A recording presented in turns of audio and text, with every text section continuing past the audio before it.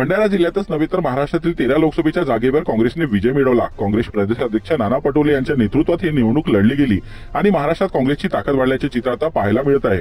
त्यामुळे भंडारा जिल्ह्यातील नवनियुक्त खासदार डॉक्टर प्रशांत पडोळे यांनी नाना पटोले यांच्या वाढदिवसानिमित्त भावी मुख्यमंत्र्यांचा केक घेऊन आले होते। यावेळी नाना पटोले यांना शुभेच्छा देण्यासाठी भंडारा जिल्ह्यासह इतर जिल्ह्यातील देखील नागरिकांनी शुभेच्छा देण्यासाठी गर्दी केली होती। माझा विजय हा माझा नसून लोकांचा आहे, जनतेचा आहे, नाना भाऊचा विजय आहे आणि या विजयाच्याच वाढदिवसाचा एक गिफ्ट आहे त्यांना।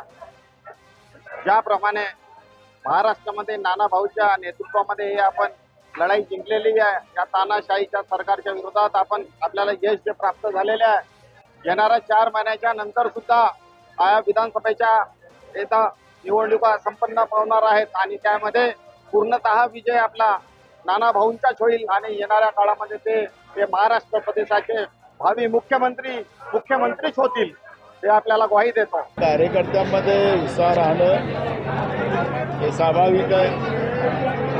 गेल्या 25 वर्षानंतर भंडारा गोंदियामध्ये काँग्रेसचा पंजा याचं परचम लहरलेलं आहे आणि त्याच्यामुळे कार्यकर्त्यांमध्ये उत्साह आहे। चौथ्या नंबरचा पक्ष आज महाराष्ट्रामध्ये 1 नंबरचा पक्ष झालेला आहे। त्यामुळे संपूर्ण महाराष्ट्रात भंडारा गोंदियासहित वातावरण झालं की पुढचा राज्याचा मुख्यमंत्री काँग्रेसचा व्हावा, ही भावना स्वाभाविक आहे की काँग्रेसच्या कार्यकर्त्यांमध्ये निर्माण होणं हे स्वाभाविक आहे।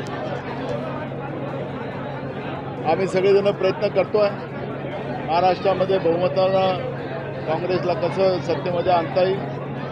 महाविकास आघाडी म्हणून सोबत लढण्याची भूमिका काँग्रेस पक्षाची आहे आणि त्याच्यामुळे